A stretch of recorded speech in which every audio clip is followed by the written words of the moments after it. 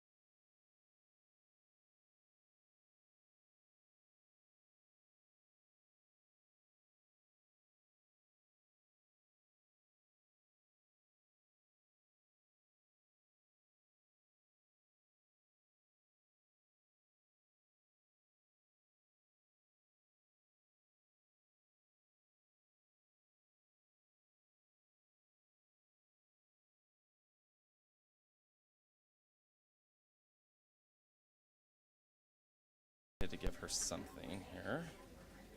Oh, I did it again. Recording in progress. Oh, okay, there we go. And the time is now 6:58. We are out of executive session, and we will start the regular meeting at 7 p.m.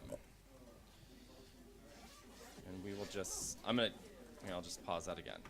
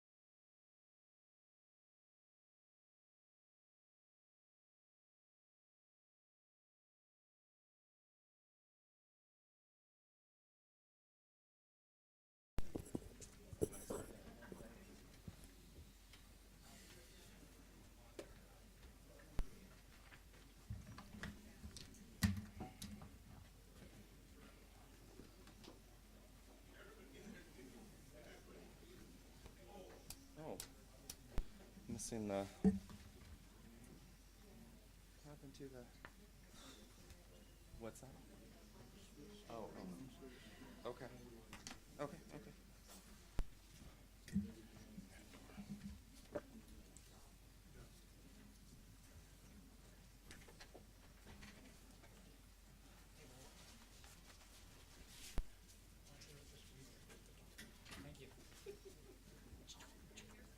All right. So we got 7 p.m. Something was going to break tonight. Yes. All right. Good evening, everybody. It is 7 p.m. It is July 17, 2023. This is a regular meeting for the City Council of Woodland. Please ensure your cell phones are silenced and rise for the Pledge of Allegiance. I pledge allegiance to the flag of the United States of America and to the republic for which it stands, one nation, under God, indivisible, with liberty and justice for all. Thank you very much. Mrs. Hogan, will you please take the roll this evening? Councilmember Rounds, Here. Councilmember Smith, Councilmember Holland, Present. Councilmember Burke, Here. Councilmember Dowdy, Here. Councilmember Hall, Here. Councilmember Alderman. Here. Everyone is here and accounted for this evening. We have a few presentations to go through this evening, and we have some wonderful celebrations to, or some folks to recognize. And I'm going to start before I kick this over to the police chief. This evening we have two wonderful young men from our community in the audience with us, and we would like to recognize them for achieving the rank of Eagle Scout, Mr. Wyatt Hansen and Mr. J.D. Van Doren. If you could please join me up here.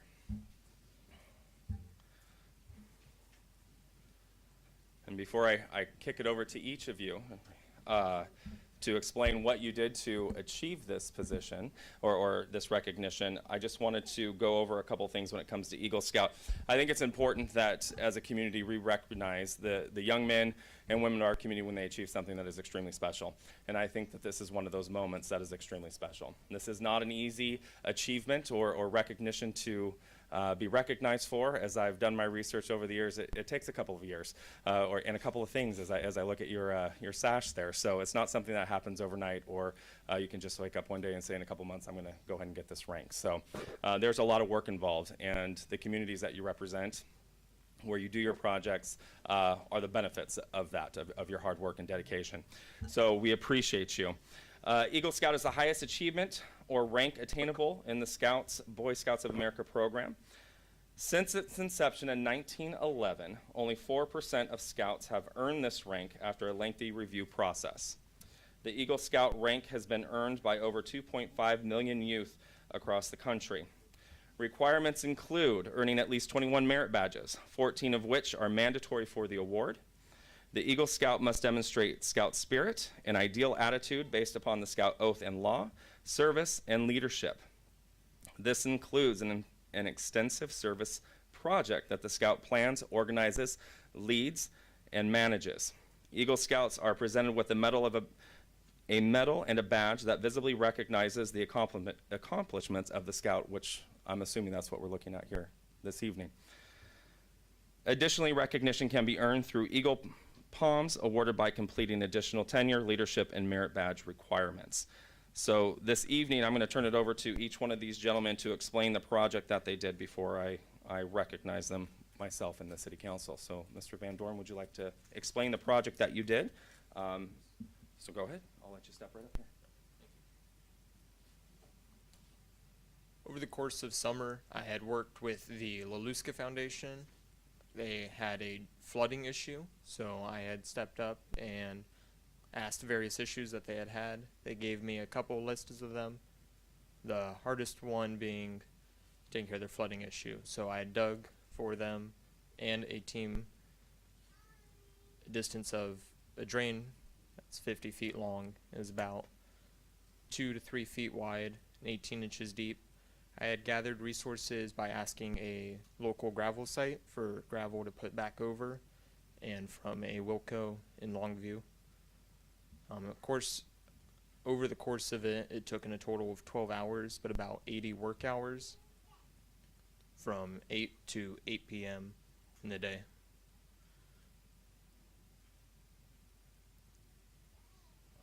Thank you very much.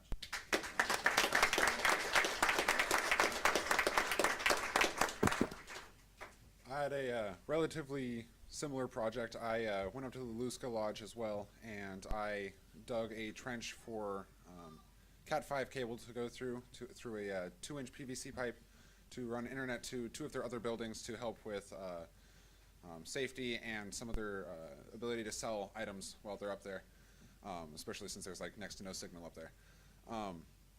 So I got my group together. It took us 2 days, not full days, like 6 hours each day to get the project done. Thank you very much. I put them on the spot this evening, so I apologize. I didn't give them a heads up that I was going to have them speak. So this is a great honor, and thank you for helping out one of our local establishments, the Laluska Foundation. I even went there as a child on a bus and a few times, and I think everyone within our region has at least attended that once, and especially through a school function, and they continue to be a great representation of our community. So thank you for that work that you've done. So for outstanding achievement,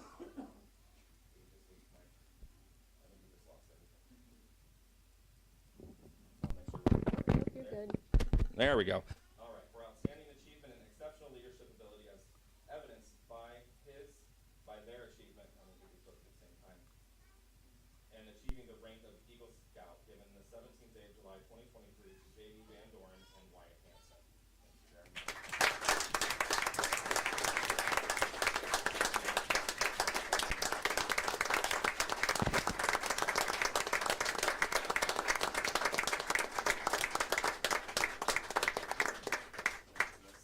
Where's Pete? There we go. Let's just pop right up over this one.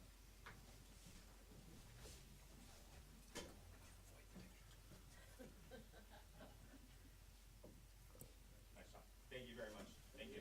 We appreciate you.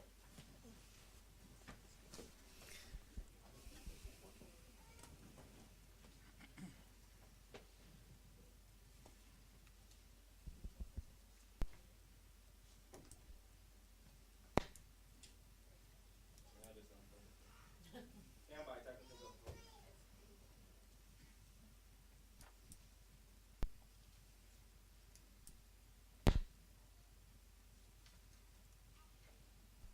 You're gonna have to boom tonight, Chief. All right, and with that, we have some recognition of our wonderful Woodland Police Department employees this evening, and with that, we're gonna have them come on in, because they're all hanging out in the lobby, hiding, as always. Donnie, where are you? It's picture time. There she is. All right, there we go. And with that, Chief Kelly, everybody. Thanks, Mr. Mayor. Okay, tonight is my opportunity to embarrass our officers. None of your police officers crave recognition. They're probably as uncomfortable as I've seen them in quite some time. But we're going to celebrate their accomplishments tonight, and we don't get to do that very often. But some of their accomplishments are life-saving awards for 4 of the officers, Medal of Meritorious Service for 2 of the employees, and Medals of Valor for 3 of the employees. Some of the other employees weren't able to be here tonight, but we're going to talk about their accomplishments anyway. So first, Officers Olson and Thompson, right here so everybody can stare at you. On June 22nd, 2023, Officers Olson and Thompson responded to a call for an overdose at 1045 Hoffman Street in Woodland. Officer Olson arrived first and found bystanders performing CPR on an individual who was blue in the face and unresponsive. Officer Olson administered his issued Narcan and took over CPR. A short time later, the patient began to moan. Officer Olson stopped CPR and found the subject had a pulse, but his breathing was abnormal. Officer Thompson had arrived by that time and provided Officer Olson with his issued Narcan and placed the individual into a recovery position until fire and aid arrived. Fire and aid, when they got there, said that they were crucial in their acts to save this individual's life. Both of these officers will be receiving the Life-Saving Award, and all of these employees will be receiving a Chiefs coin on top of that. Great job, you guys.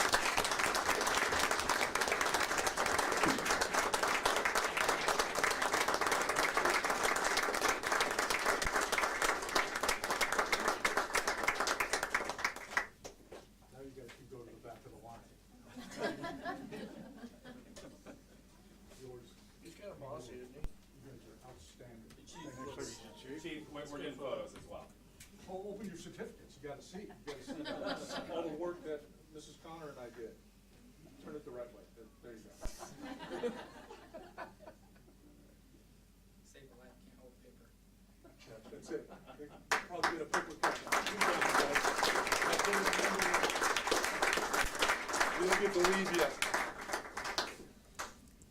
Okay, our next award, there's two more life-saving awards, but I'm gonna save that cool stuff for later. So our next award is a commendation for Mrs. Connor. Mrs. Connor will be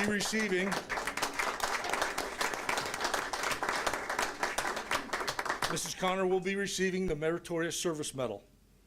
Every organization has an employee, both good and bad, some lucky. Organizations have incredible employees that keep it moving no matter what. Mrs. Connor is a dedicated employee who works hard, and she's embarrassed as heck right now, and consistently goes above and beyond the call of duty, all while purposely avoiding the spotlight. Oh, what happened tonight? The past year, Mrs. Connor's counterpart was reassigned, or she was reassigned because Mrs. Connor's counterpart left the agency, leaving her with her hands full. And not only was there double the work, but some of the information of the other position was not shared with Mrs. Connor and was forced to learn new systems, procedures, protocols by essentially training herself.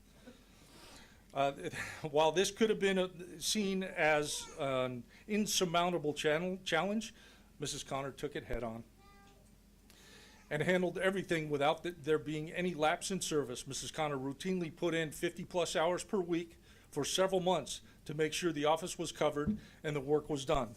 Throughout this, she never complained, at least not out loud. There have been several instances recently in which Mrs. Connor was stayed late or missed her lunch in order to handle unexpected issues. One in particular was a shooting incident where we all cleared the office. She remained at the office until the call was over.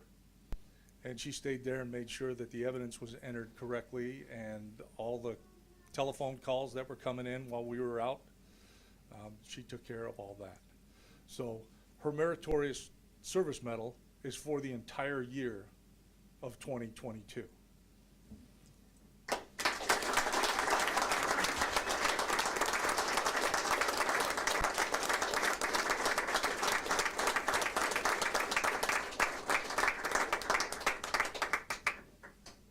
Another decoration for your uniform.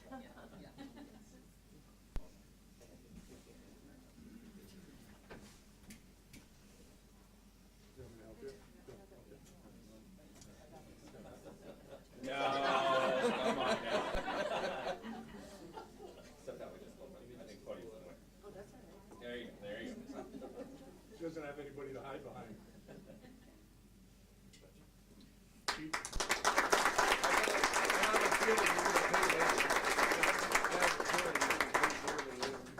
Oh, yeah, I'm gonna be in big trouble after this one. Okay, our next award is for Officer Shaka. Actually, you three, not you, Raymond. Everybody come up here. This is all the same. There's one incident in particular that really stood out in 2022. Virtually the entire department responded to a call at Walmart, and we were looking for a shoplifting in progress. All these awards stem from that call, and I'll try to break it down as much as I can without taking up too much of your time. Officers responded to Walmart for a shoplift in progress. There was a reported red Ford 250 pickup in the parking lot with the getaway driver inside. We didn't see the driver, neither did the officers that responded, but the vehicle didn't have any plates on it. Are we gonna start the church laugh again? Is that why you got your head down, Terry? When these two, Sergeant Gibbs and Detective Casey arrived, they kind of boxed him in. And the individual, we didn't know that the individual was still in the vehicle, but they parked in front and behind the vehicle to try to prevent his escape. Well, he decided to do the Brooklyn Shuffle while Sergeant Gibbs was in the car and while Detective Casey was getting out of his car and trying to apprehend him. Upon doing so, the driver sat up, and upon observing Detective Casey put the vehicle in reverse and rammed Sergeant Gibbs' patrol car while Sergeant Gibbs was still in the car. The suspect attempted to move back and forth between Detective Casey and Sergeant Gibbs to flee. All while doing so, Detective Casey had exited his patrol car and put himself at risk to get the suspect to cease his actions. Detective Casey was able to open the driver's door, and while the suspect was in reverse, colliding with Sergeant Gibbs' vehicle multiple times, with Sergeant Gibbs inside the patrol vehicle, the suspect accelerated toward Detective Casey's patrol vehicle. Other law enforcement officers arrived, including Officer Shaka, and they were able to apprehend the individual. Turns out the vehicle was stolen.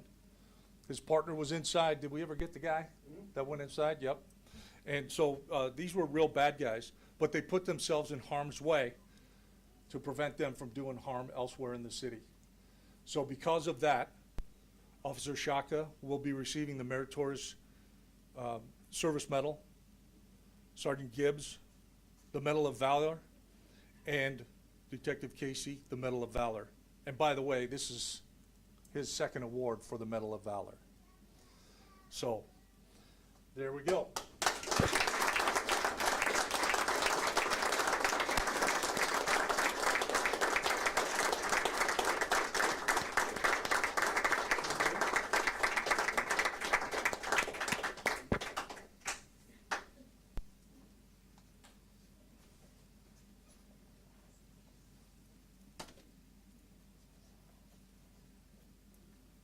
Yeah, save that one for next, because they get a couple more.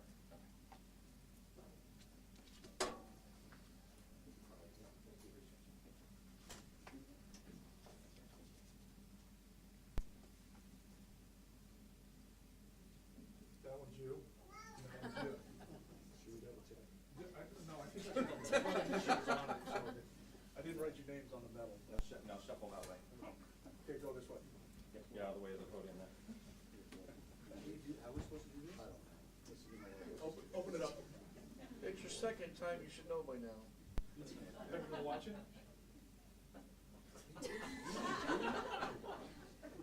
On top. There you go. This is different. Sideways.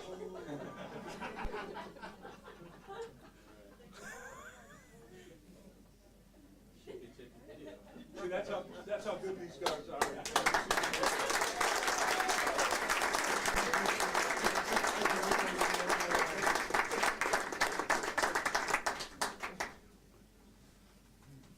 Okay, 2 more awards for the individuals that are stuck up here. Let me see what I did with it.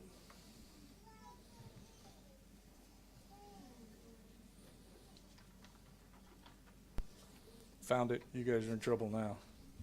Okay. These 2 awards are from July of 2022. And this doesn't happen very often, but this is probably the coolest life-saving award that makes me proud that these officers are part of your community and protect you every day. Matter of fact, I had to pretty much force Sergeant Gibbs to write the memo on this. So, on July 11, 2022, Sergeant Gibbs was in the area of a fire assist call and responded to the incident. Upon contact, Sergeant Gibbs found the subject not breathing and conducted CPR while attempting to keep the man's wife calm. Sergeant Gibbs continued CPR with the assistance of Officer Shaka until fire personnel arrived and got their equipment up and running. With continued first aid intervention, the subject's pulse returned and he began breathing. Because of Sergeant Gibbs and Officer Shaka's quick involvement and assistance, the man was afforded the best opportunity to survive. Captain Bridges from the Clark Cowlitz Fire and Rescue believed that Sergeant Gibbs and Officer Shaka were the reason that the individual is alive today. He came here looking for these 2 individuals to thank them for saving his life. And I will tell you, this is Sergeant Gibbs' first life-saving award, but this is Officer Shaka's second life-saving award. So, we're proud to have them as part of our community. We're proud to have all of these officers here today as part of the community. all the awards that we gave out today, I wish I could give them to everybody. Your officers have a huge impact on our community, and will continue to do so, no matter what. So, thank you, officers, for being here. I love being able to embarrass you guys. I know. No. I'm saving the best for last. But all of these officers are here for their community, here for your community. So don't leave yet. I got to give you stuff.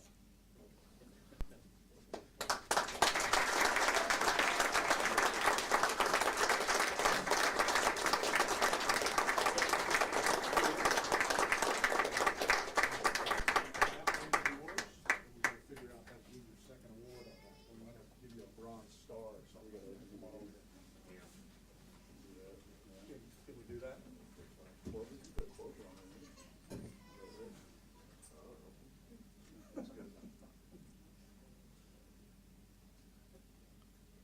Thanks, guys. Good job.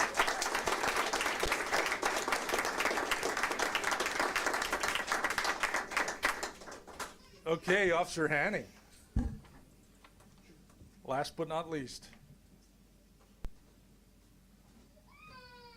This is a long time coming, but Officer Hanning gets a,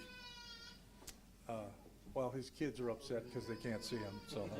Those are his twins making all that noise out there, just so you know. Officer Hanning, this is a long time coming, and we weren't able to do that because of the situation that we had the last couple of years, but we're gonna make a fuss today. This award comes from December 2nd of 2021. I think you remember this one, don't you? Yeah.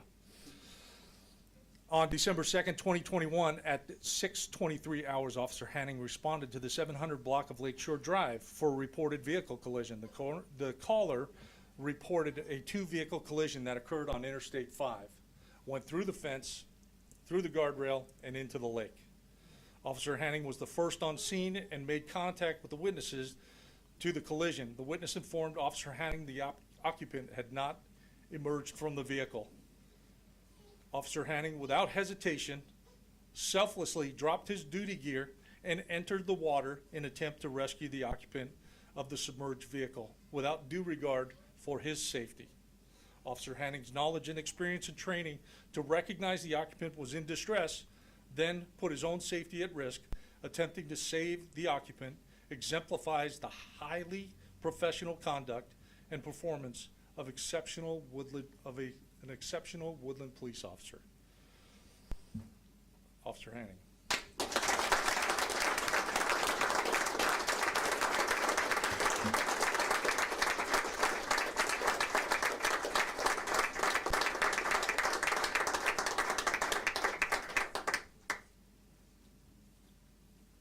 I'll open this for you. I appreciate it. Kind of beat up Terry a little bit.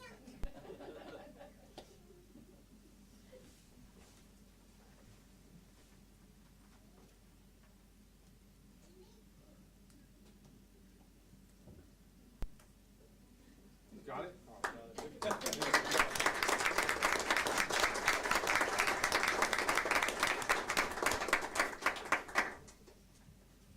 Now, although Officer Hanning made strides to help that individual out, unfortunately, he didn't make it.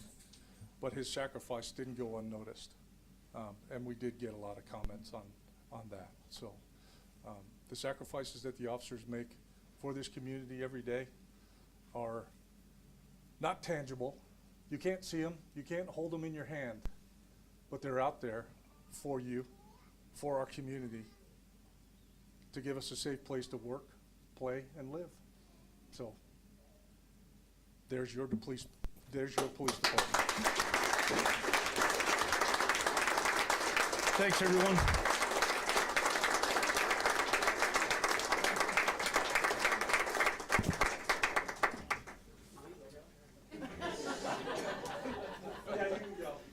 And with that, did you get all the photos you needed with the families and everything outside? No, we'll go ahead and take a 5-minute break at 7:25 right now. We'll take a 5-minute break and go back into session at 7:30. Thank you.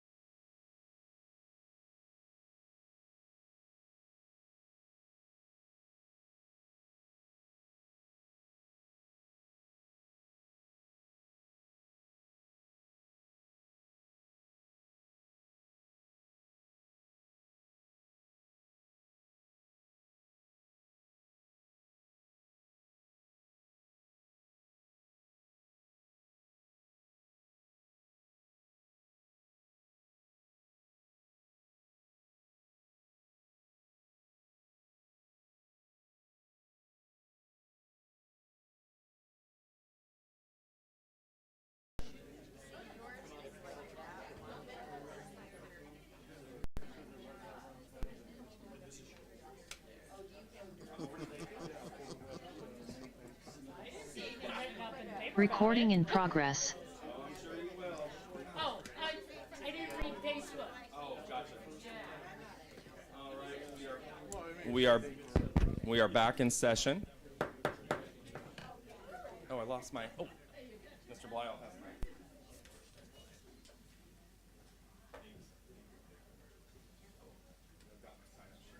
I was ready, but now I'm not.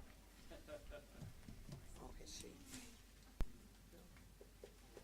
don't even live on your road there. But I really enjoyed the paper. Mr. Blyle, you're up. Okay, so I'm going to talk about stuff I'm not on the agenda. Planters Days, we're going to have a Planters Days wrap-up meeting tomorrow evening at my house on Willow Street. If somebody's interested in coming and getting involved with Planters Days, want to see what we do, we're also going to hold the elections and talk about planning the next one. The other thing I was going to talk about, I'm going to talk about the street during that agenda item. Perfect. Okay. But, that's all I can remember for now.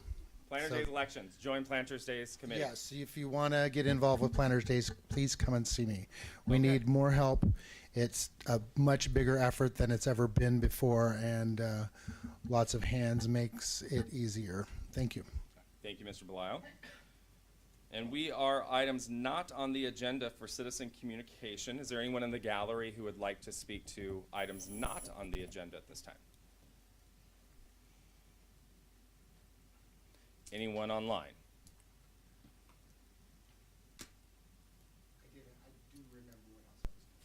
And Mr. Belial, once again. A National Night Out, August 1st. Come down to the park. I'll be spinning the tunes, and everybody can meet all of our service workers. And also, if anybody is interested in helping me organize a neighborhood association on the east side, please come and see me. It's something I'm very interested in doing, organizing the neighborhood so they can use up people power to get stuff done, know each other better, know their officers that serve us, perhaps have some neighborhood garage sales, parties, things like that. Get answers easier that way, kind of thing. Thank you. Thank you. And I think Chief's not in here, but I think he would be a great resource for you. Absolutely. Okay. Thank you, Mr. Belial. Moving on to the agenda itself, I'm asking to suspend council rules to allow for public comments during consent items and each action item. Make a motion to approve. Moved by Councilmember Round, seconded by Councilmember Dowdy. I almost said Smith. Dowdy. Mrs. Hogan, I'm off my game right now. This whole thing threw me off tonight. Councilmember Alderman, Aye. Councilmember Hall, Aye. Councilmember Dowdy, Aye. Councilmember Burke, Aye. Councilmember Holland, Aye. Councilmember Smith, Aye. Councilmember Rounds. Aye. The ayes have it. Moving on to reports of standing committees. Human Resources.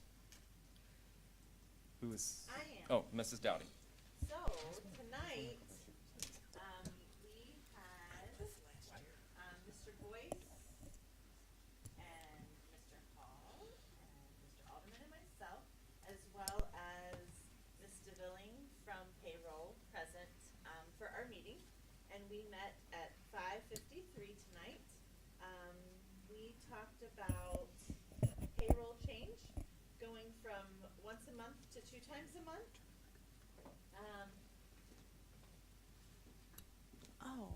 All right. We were going from 1 time a month to 2 times a month for payroll changing. We were estimating the pay for the last week of every month to where it was creating kind of a little bit of a nightmare.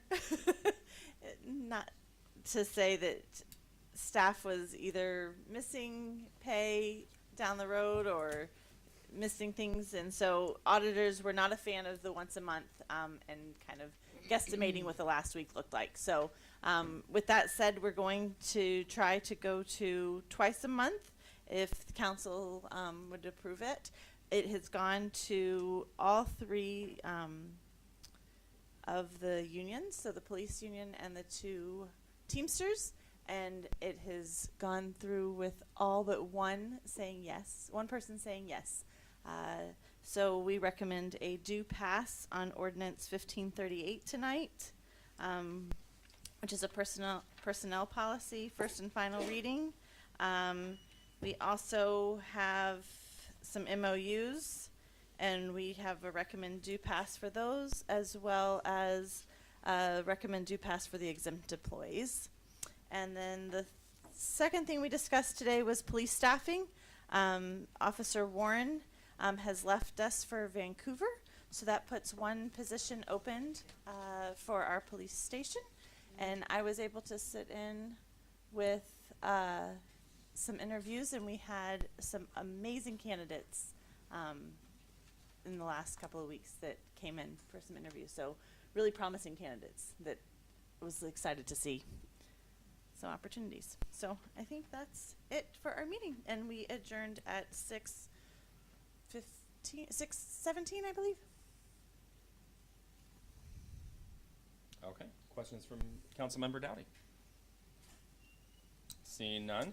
And I know that the Finance Committee meeting was canceled, but has been rescheduled for 8/21. But is there going to be a meeting in between there when Mrs. Anderson returns? I believe she is going to try to reschedule. Yes, okay. So expect, who's on the Finance Committee? Mr. Smith, And Mr. Smith. myself, Yeah. and So she'll be reaching out to the three of you to have that meeting, or that committee meeting prior to 8/21, I believe, is what she said before her departure. Reports of City Council. Mrs. Rounds. I just had a nice article on Facebook that Mrs. Lean put together for Rotary on Scott Hill Park. She did a very nice job, and that's all I have to say. Okay, thank you. Mr. Smith. I attended the remote meeting for the, the bridge closer on I-5 that's coming up here starting early August. They are desperately trying hard to figure out how to make it go smoothly, but I don't think there's any way to make it go smoothly. So everybody needs to be prepared between August through September. I think it's a 2-month project, that it's going to be a bit rough getting home if you're coming from southbound. So the northbound bridge is closing down. I think they're closing half of it. Is that right? Yes, they'll be closing at least one lane at Yeah. a time. And when they closed it the last time that I headed out, I had a meeting in Vancouver, and it was backed up all the way from the bridge all the way to the I-5-205 interstate connection. And as a reminder, tonight the exit 21 southbound ramp is closed, so you have to go over the CC Street Bridge and through La Center to get onto Interstate 5 heading south tonight. Unless you want to go on exit 22. Exit 22, yeah. But that's close. You could do whichever way you want, scenic route or not. I think the first meeting I went to on that bridge, they were talking that the concrete's supposed to be like an epoxy. So there's going to be a 10-day cure time, so you're going to see no work happening Right. for a section of time. It's not because it's government workers, it's because it's curing. So take a deep breath and have some grace. So And you'll be seeing that on West Scott Avenue too. Yeah. You'll be seeing sections of the road closed and nobody working. We have the same thing going on West Scott Avenue. yeah, So. and we'll read it on Facebook that they're not working, but they are. They're doing what they're supposed to do. They also are posting local traffic only at the exits prior to that bridge. And from when I reached out to ask them to send it to the navigation apps, they did reach out to the navigation like Google and them, but they're really hard to talk to. But they did reach out about trying to stop them from routing people off of the freeway to route through the town. But we'll see what happens with it. I just wanted to share, we also have a link on our website, a live link through WashDOT. So if you just click on there, there's a banner, you can click on that. And anytime you want to see what's going on, the update is on our city website as well. Links right to the WashDOT website. And southbound is next year, and that's going to be even worse. I will say, and I shared with some of you, being close to many of these projects in my real life, they were planning on doing both south and north at the same time. So I was very happy to hear that they have delayed the southbound until next year and not inundating us and putting us into an island, I think, is what would have had occurred. So, yes, very important. Please pay attention to that. They're asking that no big truck traffic or anything go through the center and clog up the side road, Old Pack Highway. So yeah, it's gonna be a very difficult time for us. Anyone else? Council reports. Mrs. Dowdy. I want to say that Willow and the side street looks amazing. I was picking up someone over that way and saw the road crew over there, and they were doing a fantastic job and very efficient with directing traffic, and everything about it just seemed to go very smoothly. So great job. Also, if some of Woodland FEMA has made some changes, and we now have new flood mapping. So some of us have been hit harder than others with surprise, hey, you now have flood insurance. So just a heads up, if you haven't been opening your mortgage bills, you might want to, because there might be some notices that you now have flood insurance required. So just a little heads up to some areas of Woodland have changed. I think I remembered something. Councilmember Holland. So Woodland Action Center just received a $10,000 grant from the Cowlitz Tribal Foundation. So it is specifically earmarked towards food, so that's super helpful considering the economy has went kind of down, so clients have went up. So anyway, that's totally cool, and I didn't do a Woodland Action Meet, forgot to do a press release, so there we go. There was the release. Well done. Congratulations. That's awesome. Thank you. That It's is awesome. pretty cool. Well, it's awesome that you got the money. It's not awesome that you have an influx of folks that are being impacted. But Well, and you know what? What's really neat is when things happen, that place always finds a way, and folks in the community always pass the word along, and good things always seem to happen, Good. which is really, really cool. we are a strong and mighty community, and we take care of our own. That's right. So that's good. Anyone else? All right, seeing none. Moving on, Chamber of Commerce. Mrs. Swire. Welcome this evening. Thank you for being here. Hi.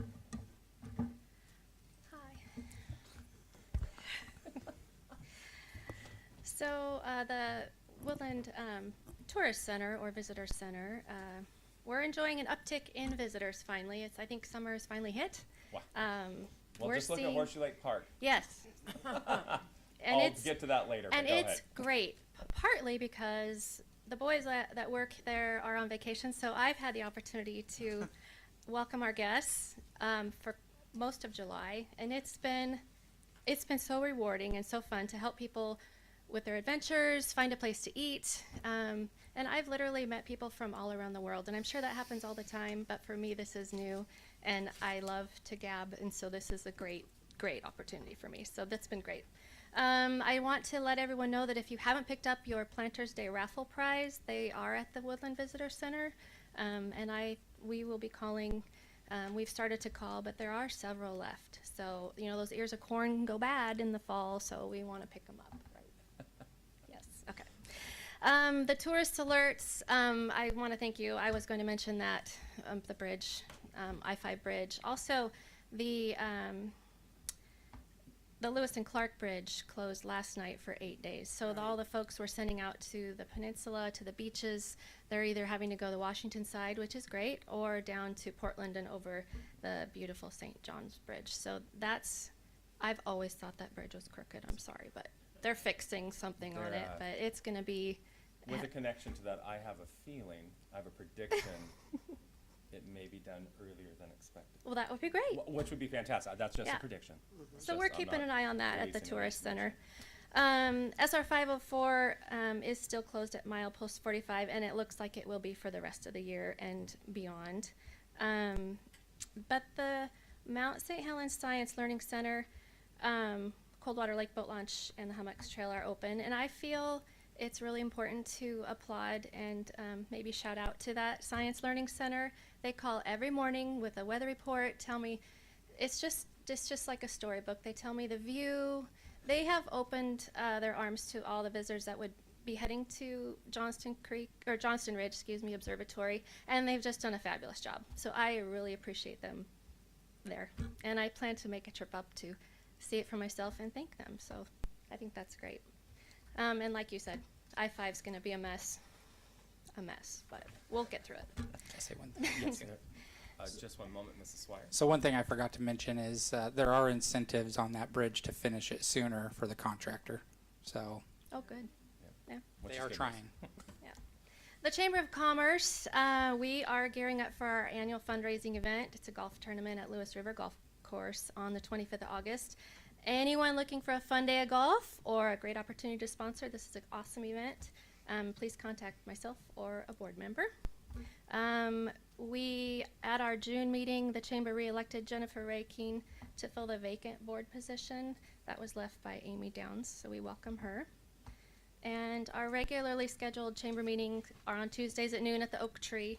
Anyone can attend and all are welcome. Last Tuesday, we enjoyed having the mayoral candidates as our guest speakers. That was wonderful. Thank you. Tomorrow, we will welcome Michael Holt from Linkit Media Group. And we hope to have another well-attended meeting. 25th is Alyssa Watkins and Sue Neal from Battleground Healthcare. And on August 8th, we're looking forward to hearing from Brady Well at Columbia River Carbonates, who will be talking about the newly founded, I'm going to mess this up, Cathlapoltal? Is that how you say it? Cathlapoltal Park? Sounds great. Okay.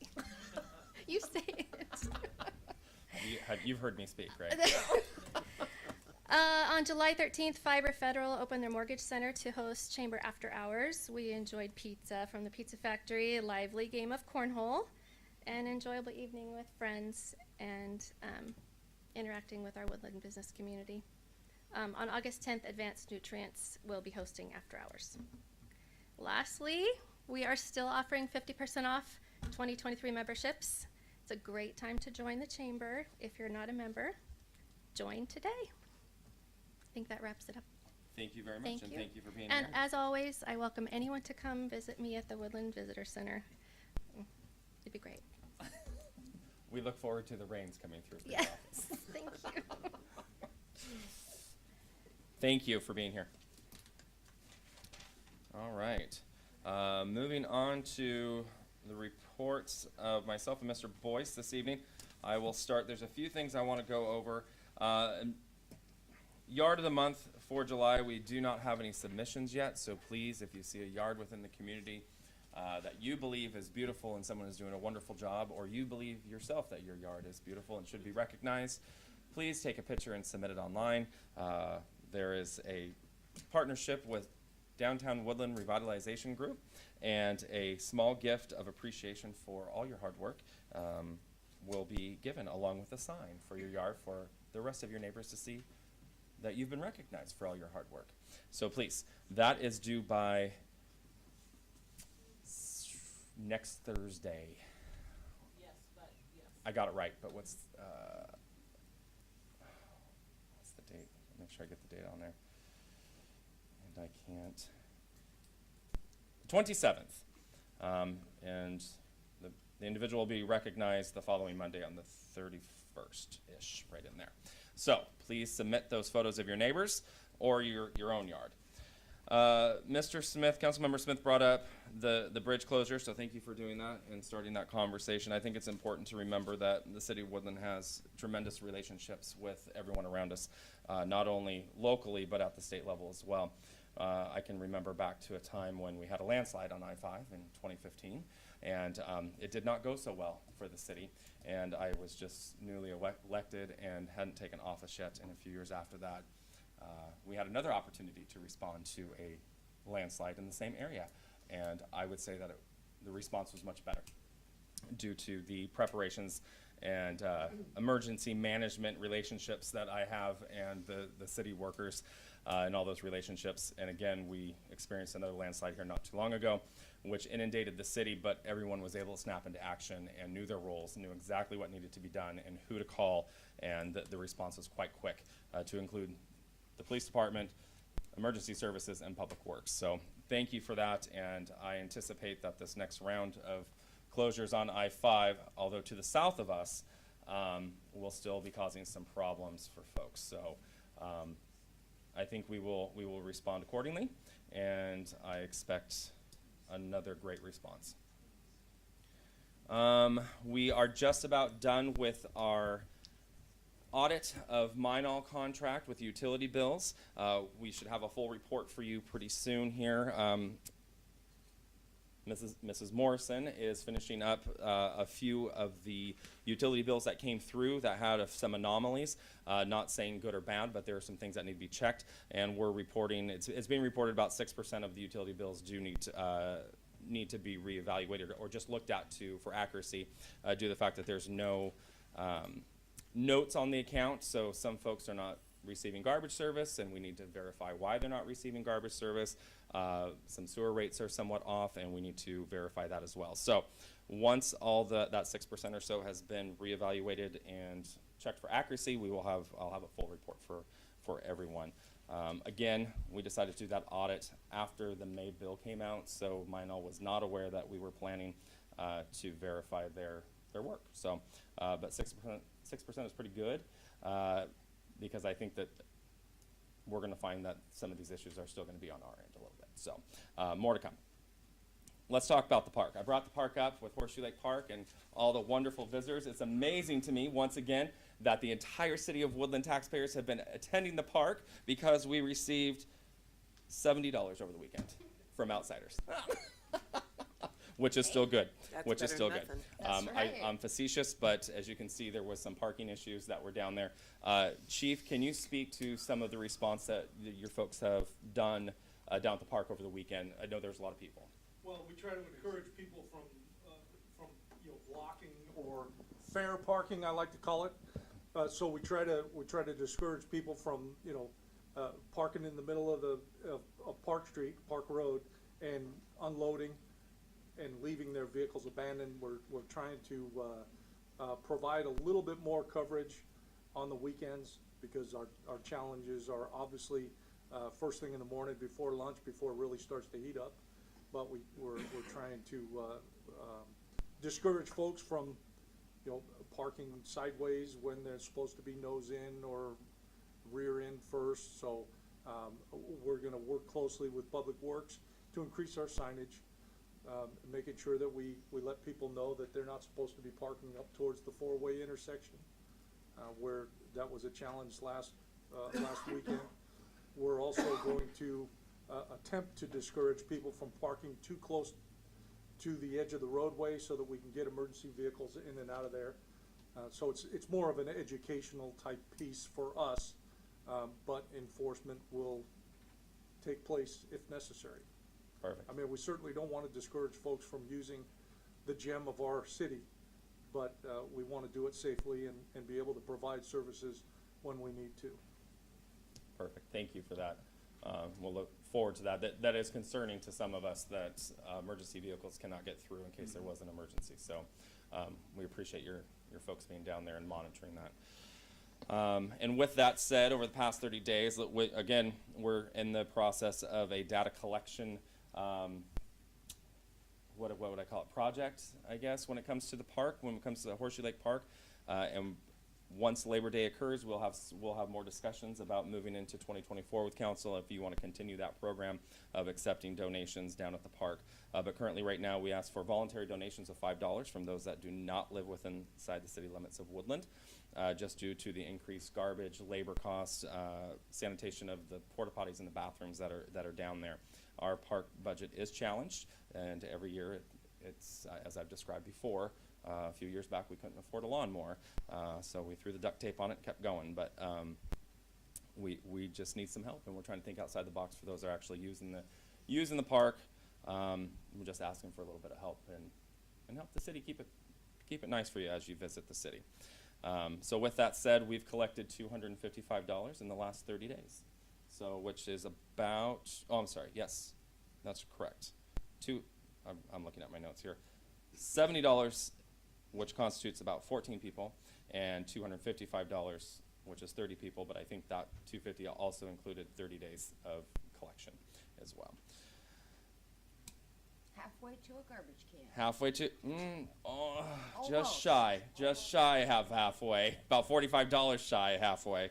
So how many more donations for a splash pad? Oh, a lot. So just so everybody's aware, it's $600 for a garbage can for the park, and we have to buy certain ones because the ones that we were purchasing were ending up actually in the lake, and then we would lose them, and then the bottoms would rot out and everything. So anyway, we have to buy certain garbage cans, which are very expensive due to vandalism. So, Public Works is needing some help in the jobs department when it comes to, I'll let you talk about jobs. Go ahead. The postings that are out there right now, because I'm about to talk about the jail crew.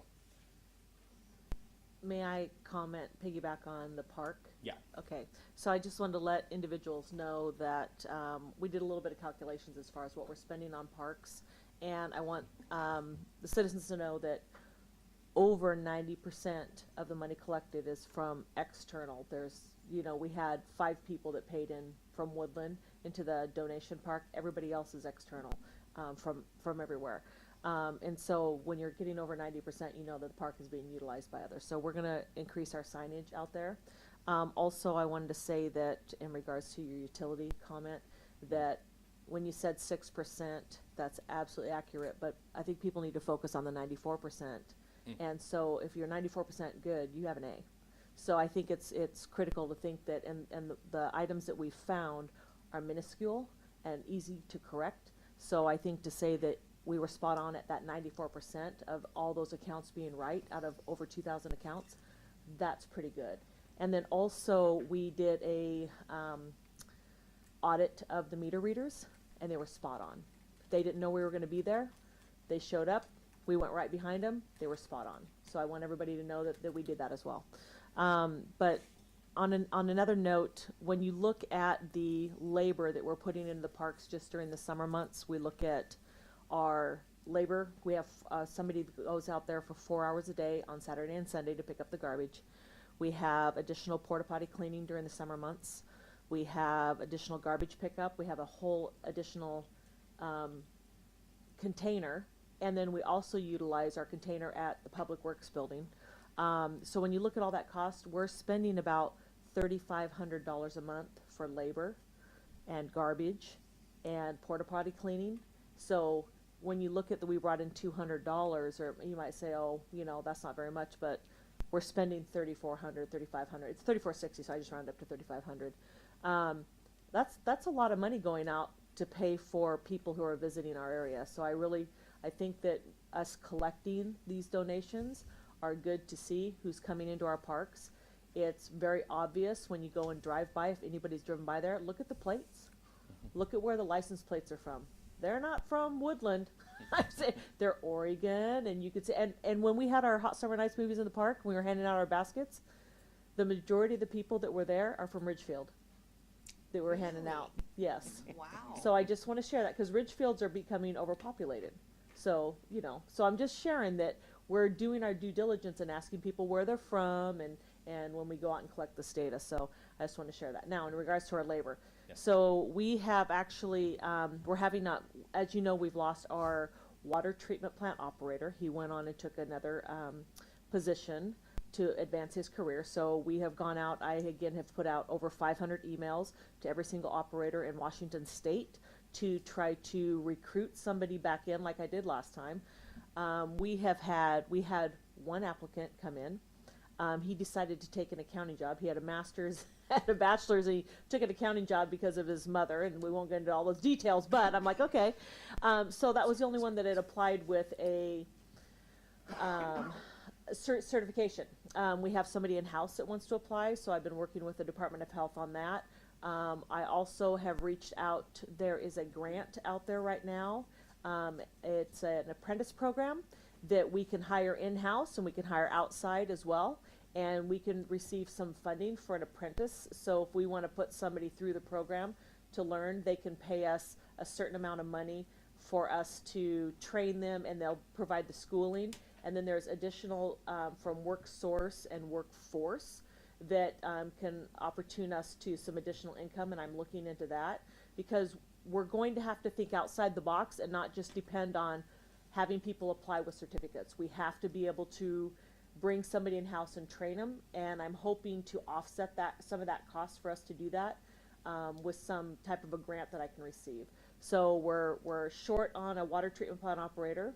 We're also short on our street crews. We're short by 2 individuals on our street crews. I haven't been able to hire anybody in for that.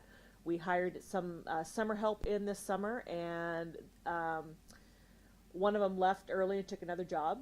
We don't pay that much, and I'm not saying everything's about pay, but I am saying that if they can go and only work for 3 months and make $2 more an hour, they're going to go somewhere else and work for the $2 more an hour, especially when they're only working a limited amount of time. So we're short on our street crew as well. So if you know anybody who, I reposted out for our labor position and our summer street help, so we want to try to bring somebody in for the summer again. And also we're going to lose our jail crew, and Mayor, you can talk about that, as like you said. So we rely heavily on the jail crew to go out and do a lot of our mowing and our bioswales in the areas back behind residential areas. We also help WashDOT take care of Exit 22, so when you see people out there, that's a jail crew that we're sending out there. So if we lose that, and now I'm short 2 on the street crew, and I'm trying to get somebody from the street crew to go up to help fill in at the water plant, we're short-staffed. So there's nothing we can do about it, but what we're going to do is we're going to try to recruit as much as we can. We're going to try to get an apprentice program. We got to start thinking outside the box. So I just wanted everybody to be aware of that. Thank you. Mr. Boyce. Just to clarify, so the public understands, we did lose a water operator, but we still have the water superintendent. So we are staffed and functioning well. So thank you. Thank you, Pete. We actually have 2 certified level 3 water operators. I'm taking my shift tonight. Yes, with yes. the water. So I don't want people to think that we don't have that, Mm-mm. but we are required to have 1 additional at the water plant. Thank you, Pete. So with that said, that was a good segue into we need people to apply. So if you know folks, if you have a college student who's home until September, send them our way. We could absolutely use those hands. Or if somebody's looking for a part-time job throughout the summer, which could potentially turn into a full-time job. So please send them our way if they're looking to get into the business. Or somebody who's retired that wants Or a little someone bit of who's extra retired. income for the summer. I know a lot of people go work at fruit packing companies, so on and so forth, drive forklifts. If you have somebody that wants to get on a lawnmower, run a weed whacker, send them our way. Absolutely. Thank you. So spread the word. Yes, Mr. Smith, you want a job? Oh, I thought you were saying hire me. Sorry. I won't. What does a water plant operator make per year in the city of Woodland? Let me Mr. look Boyce that grab up his real phone. quick. I think it's $30 some an hour to $40 some an hour. I can look it up real quick. Depending Okay. on certifications, correct? Yeah, I thought it was around 90K a year on average is what the last posting was. 90K a year, 1 applicant.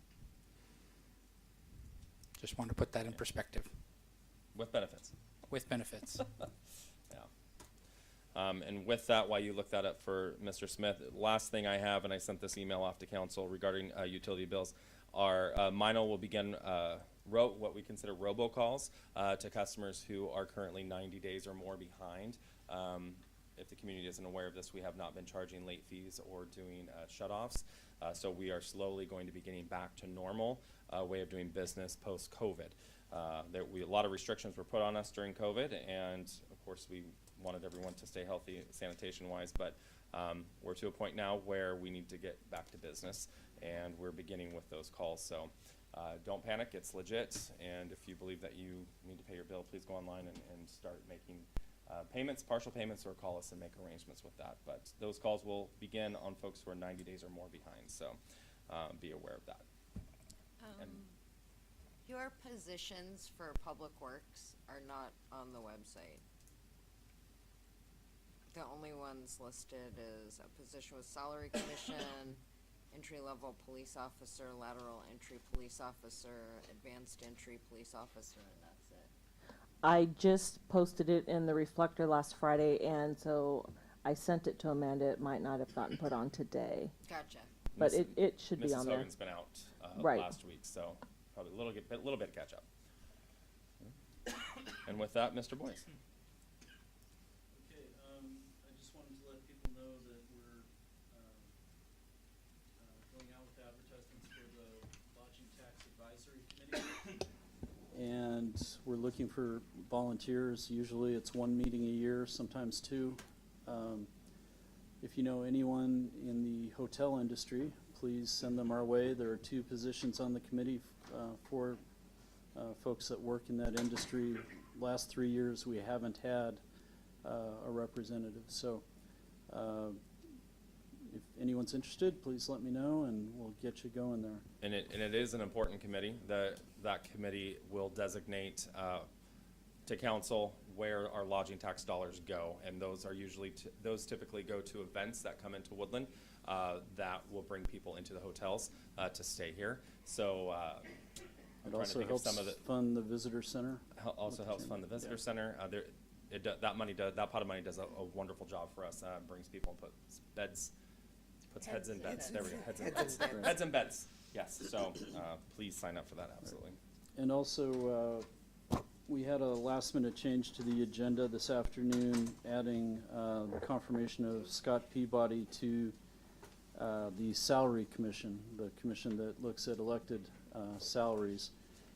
So that would be 4 out of 5 positions filled. We're going to reach out to the folks that have been appointed and attempt to schedule a couple meetings. So that's my report. All right. Thank you, Mr. Boyce. And at this time, we have come to consent items. Is there anyone in the gallery who would like to speak to anything regarding consent items A, B, or C? Now is your opportunity. And again, as Mr. Boyce stated, the confirmation for consent item C is for the salary commission of Mr. Scott Peabody.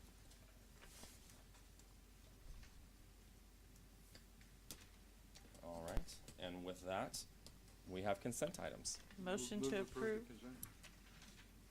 Second. Moved by Councilmember Burke, seconded by Councilmember Smith.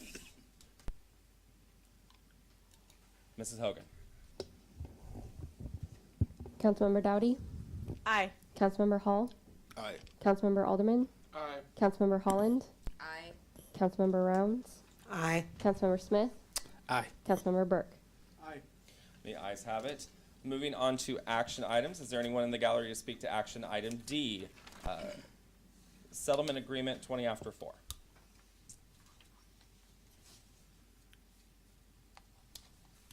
Anyone online? At this time, we are at action item D, settlement agreement for 20 after 4. Second. Moved by Councilmember Burke, seconded by Councilmember Rounds. Councilmember Burke. I think she needs to get done. Councilmember Rounds. That is correct. We need to move on. Further discussion? Seeing none, Mrs. Hogan, will you please take the roll on action item D? Councilmember Alderman, Aye. Councilmember Hall, Aye. Councilmember Dowdy, Aye. Councilmember Rounds, Aye. Councilmember Burke, Aye. Councilmember Smith, Aye. Councilmember Holland. Aye. The ayes have it. Is there anyone in the gallery for action item E, ordinance number 1537, update to the Woodland Municipal Code 9.52.150 regarding park hours, final reading? Anyone online?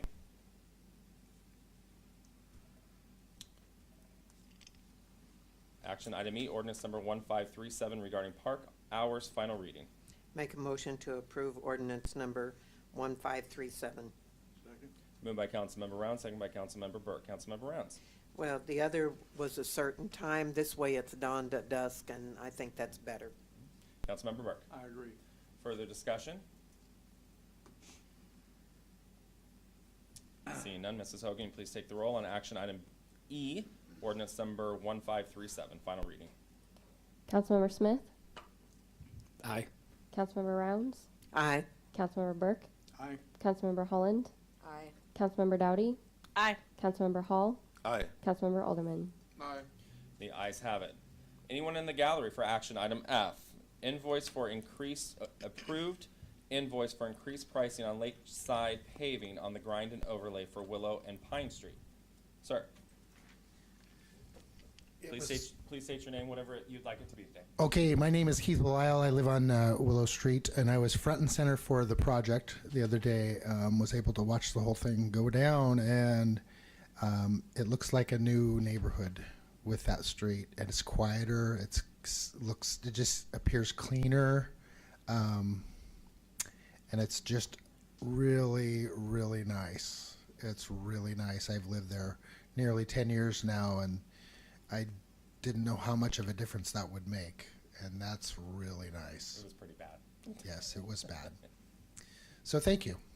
Thank you. Anyone else in the gallery for action item F regarding Willow and Pine Street paving? Anyone online? And we are at action item F. Motion to approve. Second. Moved by Councilmember Smith, seconded by Councilmember Rounds. Councilmember Smith. I had a conversation as far as the extra goes on this, and the road was really thin, and my in-laws live right on that road as well, a couple houses from Keith here, and he was out there talking to them while they were doing that project, and he said that they went down to bare gravel on some spots there. So it is definitely a needed extra, and that road looks really nice. Mrs. Rounds. I agree with Mr. Smith. You don't want to put something down unless you do it totally right, so. Further discussion?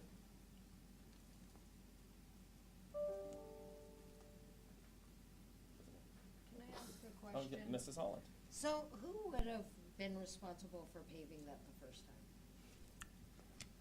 Developer? That's Ms. what I Coleman. was wondering, Developer, if yes. it was the developer. My guess is Aho. Yeah, so the developer is responsible for the paving, and then the city is responsible for the inspections, or whoever they hire out for the inspections. So it may not be our staff, but it may be our engineering firm or whomever we hire out for the inspection of the asphalt. That's Gotcha. correct. Because that was put in, how many years ago? 10, 12? Not very That road- many, oh, no. not very many, and there should have been more than 1.5 inches of asphalt. Mr. Belial is stating 1999. what the inventory said last time. So it sort of seems like that's becoming a trend. Anytime you Public Works attempts to start a project, it's a Pandora's box. Mixed bag of what you might unearth when they attempt to do your project. So I was just curious when that was done, because that predates you. So, anywho, thanks. There's a couple other roads that are in pretty rough shape around that road. I'm hoping those are on the future list. I would be more than happy to share my list with anybody who would like that. I would So like to you see can it. see how they're ranked, and we do them in order of how much money we have, and I pick the length of the road in order to how much. Some of the roads, even though it might be shorter, I'm not able to do because there's drainage issues, so I have to put drainage in the roads before I can go through and pave them. So you might see a road and it's half the distance, but I won't be able to do that because it's going to cost double the amount to put the drainage in. So there's a method to my madness. Okay. Thank you. Anything further on action item F? Mrs. Hogan, please take the roll on action item F, invoice for increased pricing on Lakeside paving on the grind and overlay for Willow and Pine Street. Councilmember Hall, Aye. Councilmember Alderman, Aye. Councilmember Dowdy, Aye. Councilmember Burke, Aye. Councilmember Smith, Aye. Councilmember Holland, Aye. Councilmember Rounds. Aye. The ayes have it. Moving on to action item G, extension of Lakeshore Drive traffic and pedestrian improvements, Washington State Department of Transportation property surplus. Is there anyone in the gallery? Anyone online? And before I turn this over to council, I will say that this action item is something that I personally have been working on for 4 years, I believe. They actually approached us and asked if we wanted, they've got some right-of-way along Lakeshore and a portion in the city, a portion in Clark County, and another portion in Cowlitz County as you roll around there. So if you look at Lakeshore Drive and the 10-foot pedestrian path that has been put in there, the goal is to widen the streets and get that same path all the way down to White Timber. So if approved this evening, the city would own about five additional acres along that roadway. And I don't know the width of it, I think it's in there. But basically it's about an acre at White Timber all the way down to the city shop. And eventually there will be a nice pedestrian safety corridor through there, hopefully. And with that, I will turn it over to council for action item G. Make a motion to approve action item G, extension of Lakeshore Drive. Second. Traffic and pedestrian. Moved by Councilmember Rounds, seconded by Councilmember Hall. Councilmember Rounds. Well, I used to walk the lake quite often, early, about 5 o'clock in the morning, and it is dangerous on that road there, walking that early in the morning with the cars whizzing by. So it'll be a nice improvement, and it'll be a good thing. Mr. Hall. Yeah, there's a huge demand for that walking area, and it's beautiful. It can be, and I think this is the right move. And thank you for working on it for 4 years. It's Thank you. good that it came together. I have a State question. government moves slow. Mr. Alderman. You have any other plans with that acreage besides just the walking path? I'll defer to Ms. Coleman, but it's not very deep. It's just, it constitutes 5 acres, but it's like a strip all the way down. But Ms. Coleman. We're restricted by WashDOT with what we can use it for. It's only for road improvement or pedestrian access. We can't do anything else with it. So when we accept that, so that's what it's for. Further And- discussion. Great question, Mr. Alderman. It is a great question, and I thought, Mayor, you might want to bring up that it's Clark County and Cowlitz County and us, so teamwork. Yes, project? so with all 4 entities, with WashDOT turning this over to the city, and then having Clark, Cowlitz, and the city at the table for those improvements, we will be a good candidate to receive outside funding, bringing tax dollars back into the city that weren't there, because as Ms. Coleman just stated, our road fund is very restricted and challenged as well. So this will be another opportunity that we'll be able to leverage other entities to help us with pedestrian safety. Further discussion? I'm just surprised how many people walk that section. Like when I go to work, moms will be pushing their strollers and stuff, so I think any way to protect them from vehicles would be a good idea.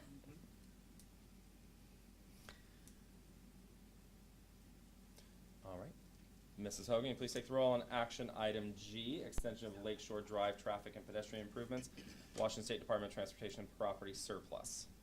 Councilmember Dowdy. Aye. Councilmember Rounds. Aye. Councilmember Alderman. Aye. Councilmember Burke. Aye. Councilmember Hall. Aye. Councilmember Holland. Aye. Councilmember Smith. Aye. The ayes have it. Moving on to action item H, is there anyone in the gallery who would like to speak to ordinance number 1535, second quarter 2023 budget amendments, first and final reading? Anyone online?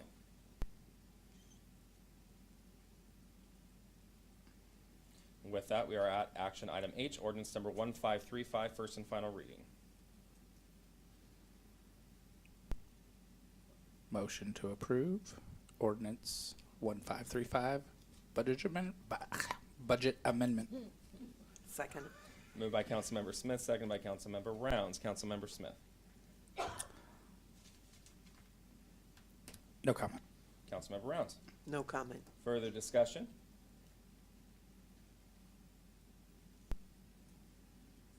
Seeing none, Mrs. Hogan, please take the roll on action item H, ordinance number 1535, first and final reading.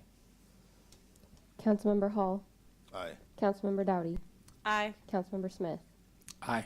Councilmember Rounds. Aye. Councilmember Holland. Aye. Councilmember Burke. Aye. Councilmember Alderman. Aye. The ayes have it. Moving on to action item I. Is there anyone in the audience or in the gallery to speak to ordinance number 1536? Update Woodland Municipal Code 3.41.160 regarding the formula for determining park, recreation, open space, or trail impact fees, final reading. Please step forward. A name for the record, please.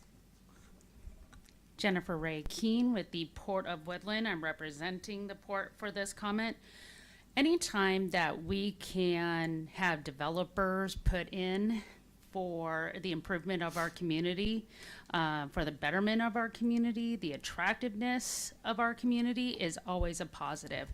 I know it's not it doesn't seem like a positive. When you look at it, it could raise the price of homes and such. Listening to the comments that were made by the council, but at the same time, the importance of our parks and open space and our trails is a huge economic driver, and one of the two tools I use to attract businesses to our community. And so having the outdoor recreation, and how many people, business people as well as our residents, what you just talked about, people walking the lake, we need to be able to have those funds to develop our park system. And those who come into our community, and I'm one of them, we have to pay.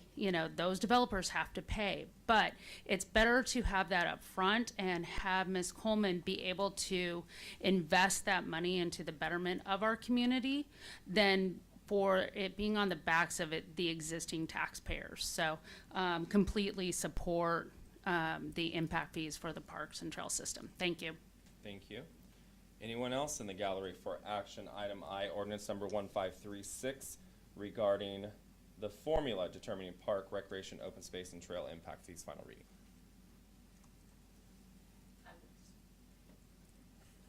A name for the record, please. Darlene Johnson, and I thought I was here for number J, so can I put those two You together? can put them both together. Together. You are here for action item J. Oh.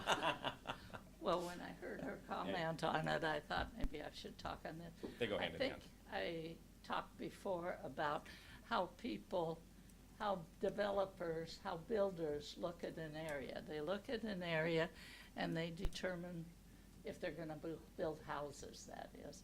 They're gonna determine what the market will bear. And then once they know what the market will bear, then they determine what they can put in the house because of the cost. So when you add the cost of impact fees to that, you reduce the type of house that they can, the niceties that they can put in the house. And so in reality, when I've heard it said the only thing that matters is the market. Well, the market determines what type of houses they're gonna build and what they can put into those houses. And I am in the impression that it's nice to have nicer houses in Woodland. When you're looking at something, if you've got a goal, you can put all the benefits to reach that goal. If the goal of the council in the city is to have nicer homes within the area, then you can't make them more. You can't add costs to it that don't add anything to the house itself, and it's interesting because when I was thinking about talking here, if you only listen to one side, anything can sound good. It's just like the bill that got passed by by our legislators in the state that really took parental control away from kids, your own kids. They sold that bill, if I went back and listened, on how it was needed so bad for the children. So, but you as council people have to look at both sides. Do you want houses that are nicer in the area? Or is your goal to get more money for the city of Woodland so they can do things that they think are more important than nice houses? Thank you, Mrs. Johnson. Anyone else in the gallery for action item I, ordinance number 1536, regarding formula for park and recreation fees, impact fees? Anyone online? Seeing none. Moving on to action item I, ordinance number 1536, update of the Woodland Municipal Code 3.41.160 regarding the formula for determining park, recreation, open space, and trail impact fees, final reading. Move to approve. Second. Moved by Councilmember Hall, second by Councilmember Smith. Councilmember Hall. This recalculation here levels the playing field. And that's what I've said all along. We have to have a level playing field. Everybody uses the same facilities, no matter where they live. So there shouldn't be a discrepancy between an apartment dweller versus a homeowner. Everybody, that we need a even playing field, and that's what this ordinance does, so that's why I recommend it. Councilmember Smith. Councilmember Hall put it pretty well. Further discussion? Quick question. Mrs. Holland. It's backdated to Friday. Does that matter? Oh, yes, it does. It's backdated. It has the wrong date on the ordinance itself, so we will fix that to today. Thank you. Okay. Mrs. Rounds. Well, to me, the multifamily would be used the parks or whatever more than what the single family is. So I think the multifamily should pay more if you're going to put these fees on the dwellings. So that's my opinion. Anything further?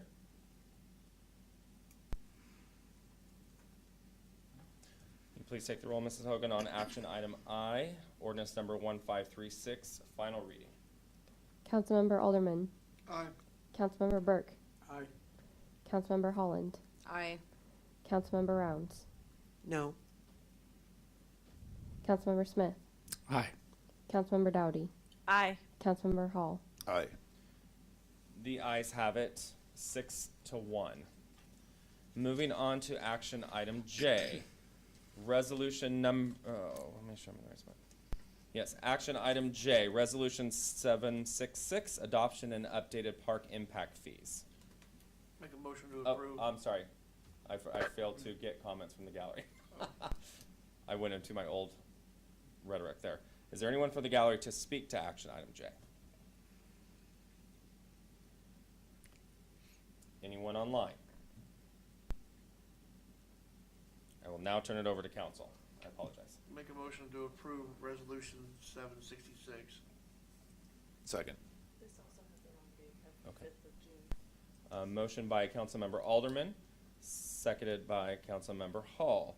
And Councilmember Alderman, so you're aware, it sounds like this has the wrong date on it as well, so it would actually be for today's date. Right. Okay. Councilmember Alderman. I just think it's something we've talked about, and it just, everybody wants things to get done, but nobody wants to pay for it. And this is a way to help out with the parks. We talk about the horseshoe being our crown jewel. This, it's just a matter of getting the money somehow. And this is a great way of doing it instead of going after people, the residents that are already here, the new residents, stuff like that. It'd be the best way to go about it. Councilmember Hall. I just want to thank Mrs. Johnston for putting together all the information that she provided to all of us here some time back, and for speaking on this for a couple of different sessions to make us think about what we do with impact fees. And it really has caused me to think. And I want to add that Mrs. Johnson and I are very good friends. Most things we see eye to eye. If there's something where we don't agree, if she doesn't like where I have it, she'll tell me where to put it. And that's part of our friendship agreement. No, I don't even see that happening. That's part of our friendship agreement. We remain friends, but we are on the opposite sides on this. My feeling is this on the impact fees. First of all, let's just run through a couple of items that have been brought up. One is that Cowlitz County has no impact fee. We do. If you build the exact same house at the exact same time with the exact same contractor and the exact same materials in Cowlitz County, do you get more house because you don't have an impact fee?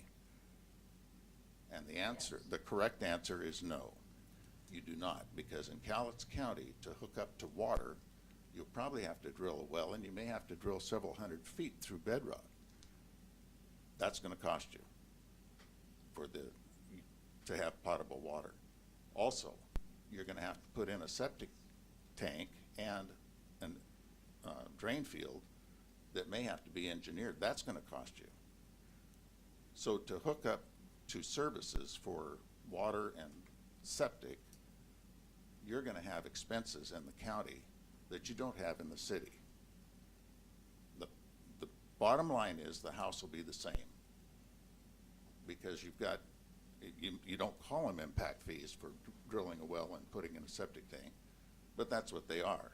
And when you add a house to Woodland, it's gonna take additional water services and sewer services. Those have to be paid by somebody. And the options are, you put it out on the back of the existing residence if you pay for it out of general fund. If you transfer that expense to the one who adds the new house, like it should be, then you have an impact fee.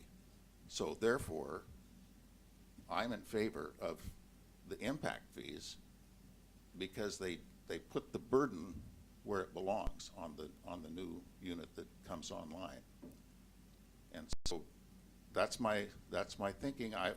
My whole purpose is to be even-handed and to be to make a level playing field and to be fair to all the people. And it's not fair to waive those impact fees. It's not fair to the existing residents, and to adopt the impact fees is the right way. That is a fair way to deal with those expenses. So we got to pay them one way or the other. If we're going to add to our town, we have to pay for those services that we extend. And so it is a right fee in my opinion. Further discussion, Mr. Smith.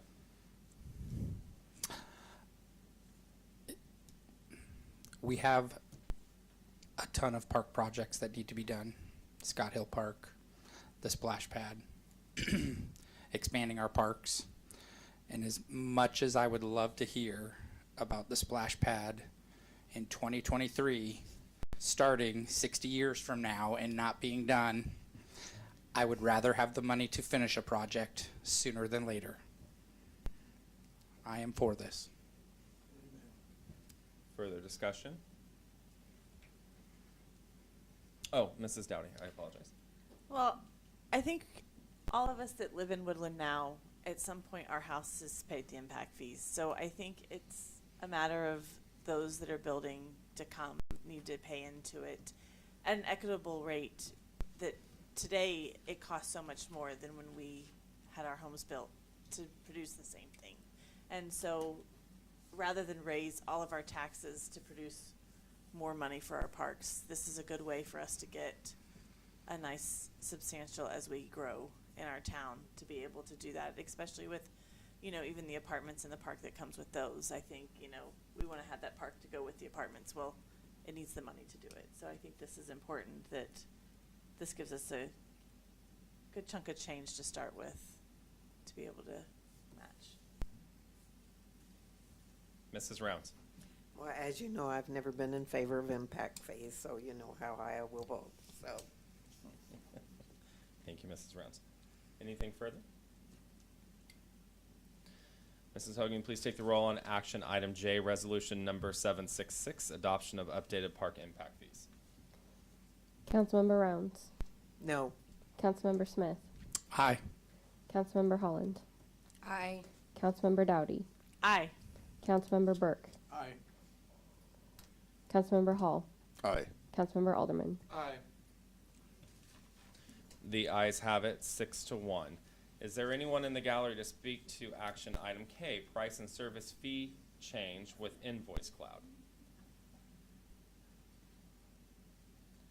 Anyone online?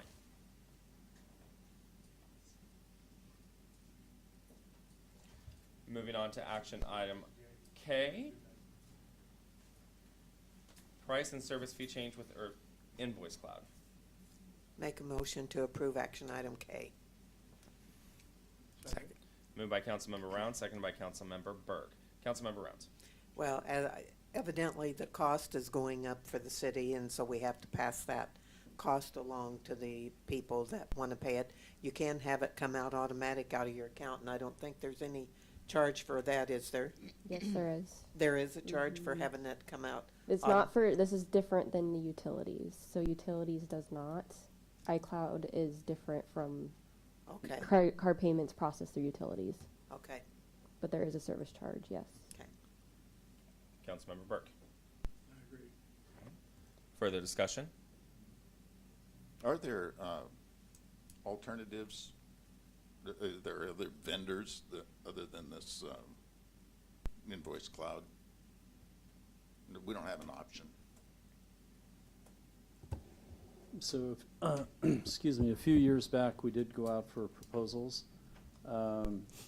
I believe there is competition in the space, but this go-round, we did not seek proposals. We just went with the current vendor. And this would affect, permit fee, payments for permits, any credit card payments other than utilities. So And do we know how they compare roughly?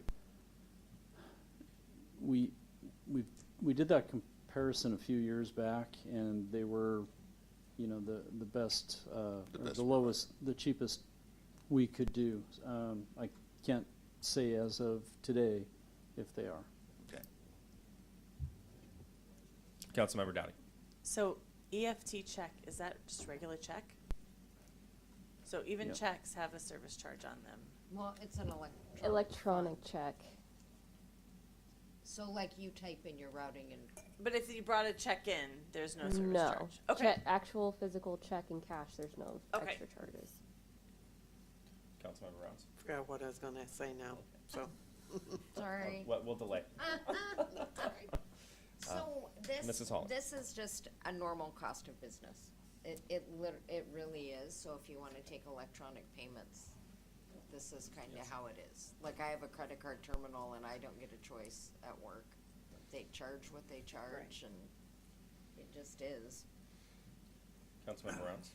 Do they do a good job for you, Mr. Boyce? I believe so. I haven't heard any complaints from staff. Okay. Anything further?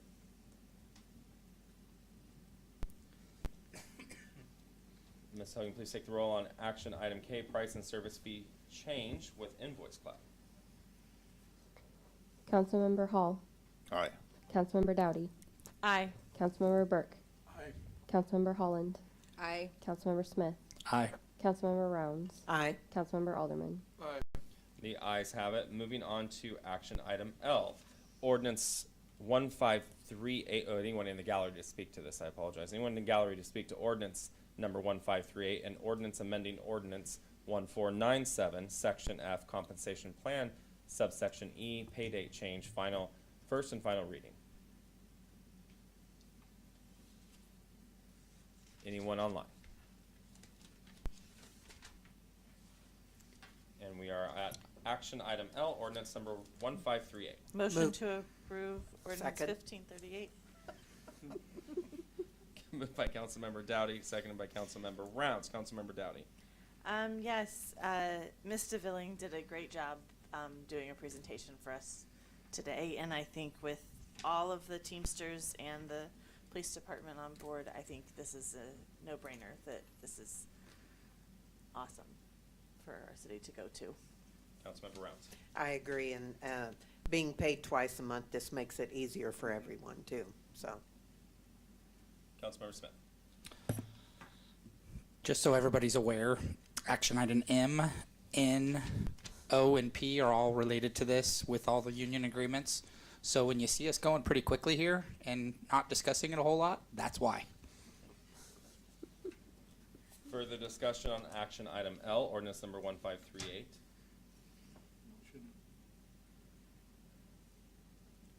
One thing, I Mr. don't know Hall. if it's been pointed out, but the staff is in favor of this. And all of the unions are in favor. We only, out of, 40-some employees, had one person that wasn't in favor. So this is what the staff wants. It's what you have in other jurisdictions. It's a kind of a no-brainer in the sense that we get rid of all the guesswork and the estimating at the end of the month. Instead, we're paying as we go. It's a logical move. Councilmember Smith. And from my understanding, we're the last one in the state that is switched to this. So we are the lone holdouts, and I think people can budget their bills a little bit better if they're paid every 2 weeks. roughly. Anything further? Ms. Hogan, please take the roll on action item L, ordinance number 1538. Councilmember Holland. Aye. Councilmember Burke. Aye. Councilmember Dowdy. Aye. Councilmember Hall. Aye. Councilmember Alderman. Aye. Councilmember Rounds. Aye. Councilmember Smith. Aye. The ayes have it, and that was first and final reading. Moving on to action item M, is there anyone in the gallery memorandum to speak to the memorandum of understanding between the Teamsters Local Number 58 Clerical Unit? Anyone online? Seeing none. Motion to approve? Second. Moved by Councilmember Dowdy, seconded by Councilmember Smith. Councilmember Dowdy. Same as L. Councilmember Smith. No comment. Further discussion? Ms. Hogan, please take the roll on action item M, memorandum of understanding between Teamsters Local Number 58 Clerical Unit. Councilmember Burke. Aye. Councilmember Dowdy. Aye. Councilmember Hall. Aye. Councilmember Alderman. Aye. Councilmember Rounds. Aye. Councilmember Smith. Aye. Councilmember Holland. Aye. The ayes have it. Moving on to action item N, as in Nora. Anyone in the gallery to speak to action item N, memorandum of understanding Teamsters Local Number 58 Public Works Unit? Anyone online? Seeing none. Motion to approve? Second. Moved by Councilmember Dowdy, seconded by Councilmember Smith. Councilmember Dowdy. No comment. Councilmember Smith. No comment. Further discussion?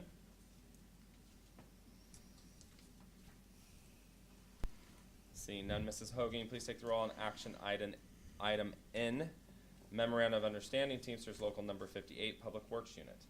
Councilmember Dowdy. Aye. Councilmember Hall. Aye. Councilmember Burke. Aye. Councilmember Rounds. Aye. Councilmember Smith. Aye. Councilmember Holland. Aye. Councilmember Burke. Oh, who did I miss? I've Alderman? only got 6. Yeah. Alderman? Sorry. Alderman. Aye. Not 7. The ayes have it. Is there any, I thought maybe I miscounted when I was doing that. I keep track I of here was so I at can. 6 too. Oh, okay, all right. I'm just making sure. You gotta do it random. Anyone in the gallery to speak to action item O, memorandum of understanding, Woodland Police Officers Association payroll date change? Anyone online? Motion to approve? Second. Moved by Councilmember Dowdy, seconded by Councilmember Smith. Councilmember Dowdy. No comment. Councilmember Smith. No comment here. Further discussion?